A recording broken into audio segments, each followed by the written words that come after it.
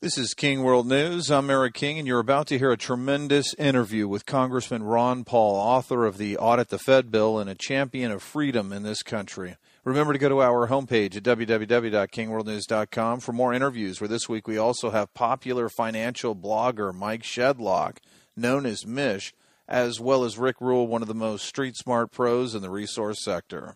Joining us now is Congressman Ron Paul, a champion of freedom and the Constitution and the originator of the Audit the Fed bill. Congressman Paul, I believe, like you, that the Fed is immoral and needs to be abolished, and we'll get to that in just a minute. But first, talk to listeners about the importance of the need to audit the Federal Reserve, to know exactly what they are up to, please.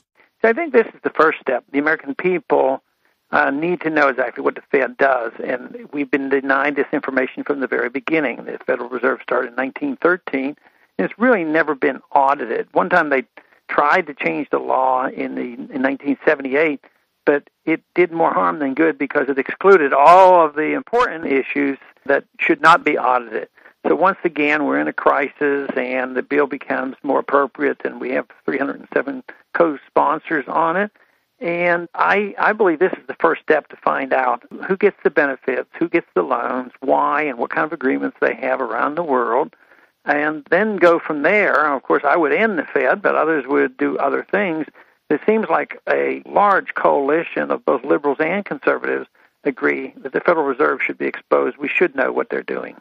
The Federal Reserve, regarding the H.R. 1207 bill, stated that it would make interest rates skyrocket and the dollar would devalue significantly if the audit took place. Did that not strike you as a strange way to react to an audit? Yeah, just trying to build up fear, and what they're implying is all of a sudden we're going to have control of monetary policy, which it explicitly does not do that. That is not the intent, because I realized how controversial that would be. And besides, although Barney Frank is working with me to some degree, he and I wouldn't agree on monetary policy, but we do agree on transparency and that we should know about it. So the Fed chairman comes back and says, oh, if you guys are looking over our shoulders, then we're going to be pressured not to be lenient with the monetary spigots, and you'll put pressure on us. But if anything, political pressure, they went lower interest rates. Then there is political pressure on the Fed already. I mean, they accommodate the president, and they accommodate elections, and, of course, they accommodate the banks. That's political pressure, or Goldman Sachs. That's political pressure.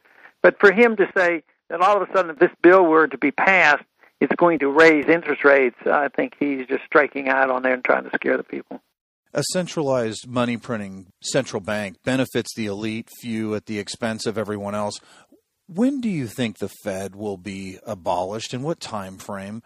I know I'm asking you to speculate here, Congressman Paul, but what are your thoughts on that? I'm not optimistic that it's going to be coming soon through legislation. We could pass the bill next week and repeal the Federal Reserve Act, which was written in 1913. But that's not likely to happen. It scares a lot of people, and I even argue that if you're going to get rid of the Fed under these conditions, you should phase it out.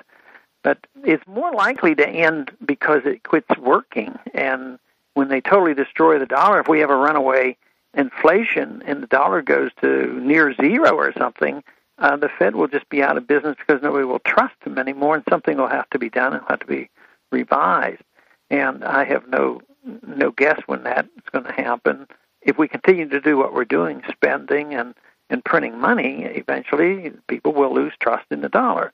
Not tomorrow, next week, but it could be next year or 2 or 3 or 4 for all we know, because we're not hesitant one bit in Washington to back off any spending and any borrowing, which puts the pressure on the Fed, to monetize the debt and to print this money. But even if we get our audit bill passed, there's going to be a lot of resistance to it. If we pass it in the House, it still has to go through the Senate. The President still has to sign it. Then it's going to go to the court.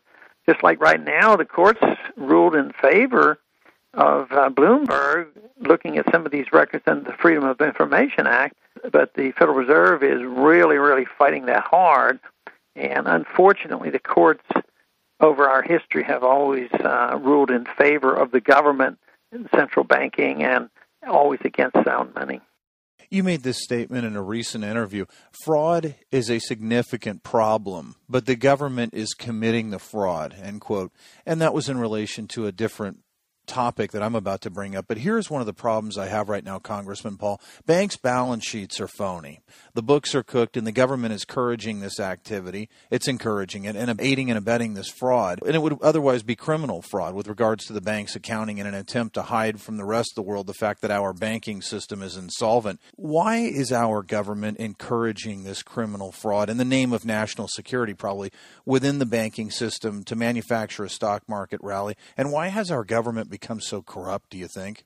Well, I guess it's the yield to the temptation. Some of them believe it through their economic education that this is right and proper, and Keynesian economics actually teach this, that you should have a government that prints money, which is counterfeit, and you should have fractional reserve banking because it stimulates the economy. And Congress literally creates programs like Medicare and Social Security, and they're not really funded, and yet they pretend that they're funding. If a private person did that, they could go to prison. But if you printed money, you'd be a counterfeiter, you'd go to prison. But the government gets away with this. So once the government embarks on this, their friends participate. And when they get into trouble, I mean, what happens? The government comes to their rescue and bails out their friends, and the people who are not on the inside, they tend to lose. They may go bankrupt, but somebody like Goldman Sachs benefits, and some of the people who thought they were getting a great deal, not putting any money down, they lose their houses. So it's a corrupt system based on the notion that governments can do things that they're not really able to do. At the same time, I put so much back to the corruption of money and the inconsistency in their definitions and not following what we were told to do, and that is make only gold and silver legal tender. You brought up the bailouts there for a minute. And what about the bailouts that took place in this country? I know you voted against them, but how immoral is it that those took place? And then in some cases, former Treasury Secretary Paulson was acting as a wrecking machine, saving some firms to the benefit of Goldman Sachs, such as AIG, but then allowing others to go under, such as Lehman Brothers, which Goldman Sachs was the primary beneficiary of Lehman's failure. And he had to get an ethics waiver from the White House in order to do that. What are your thoughts on that, Congressman Paul?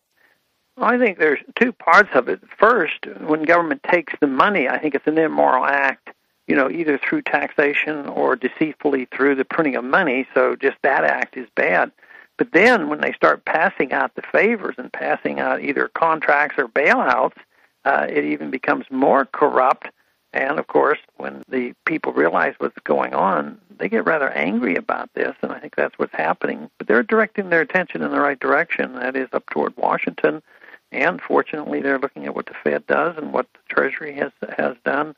But it's sort of contagious that once we start on this, people figure, oh, well, this is the way the system works. We better do our very best to get what we can while the getting's good. What about the mountains of debt that the United States has accumulated? Before the Depression started, I think the debt to GDP was roughly 260%. And I think this time Soros is saying on this cycle it'll be 550%. But Rob Arnott, who is unquestionably one of the great minds in the financial world today and also a libertarian, calculated our nation's debt to GDP, including corporate, household, Social Security, and Medicare, et cetera, and came up with a staggering debt to GDP of 850%. Wow. And that doesn't include the off-balance sheet stuff or second quarter binge, and stated also that he has never met anyone who owed over 8 times their annual income where the outcome was graceful or smooth. Yeah.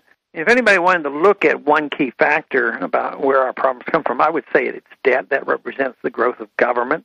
It's too bad they didn't put it in the Constitution. It was unconstitutional to borrow money, but they debated it and talked about it, but then they allowed the government to borrow money. And this, to me, is, the real problem because this debt won't be paid for. So the debt eventually gets liquidated. People keep saying that, oh, well, who's going to have to pay this debt? Well, it gets liquidated. Our grandchildren won't end up paying for this. If it lasts for a while, like it has already, another generation may suffer. But the debt gets liquidated, and when it's discovered that they can't pay it, they can always send you money. If you own Treasury bills, they can always just send you money, or they can always send you a check on Social Security. But what they can't do is maintain the value. So if you have a 10% inflation rate of